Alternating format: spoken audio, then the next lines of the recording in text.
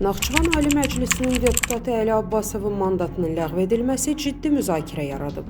Qlobal infaza danışan siyasi şərhçi Heydər Oğuz bildirib ki, Naxçıvan Muxtar Respublikasının Mərkəzi Seçki Komissiyası bu qərarı öz başına almayıb. Stat: Mandatdan məhrum olunan Əli Abbasov ötən yay Şərur rayonunda zorla bir qadının evinə girib, onunla əxlaqsız münasibətlər qurmağa cəhd etmişdi.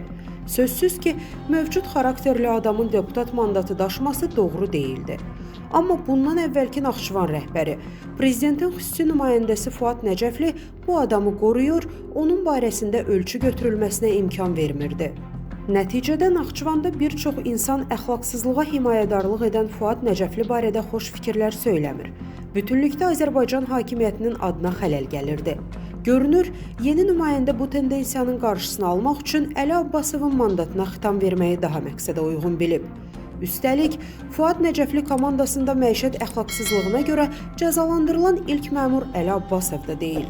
Bundan əvvəl Şahbuz rayonunun icra hakimiyyətində yüksək vəzifəli bir məmur qonşusunun yoldaşına əxlaqsız təkliflər etdiyi üçün qulağı kəsilmişdi. Statın sonu.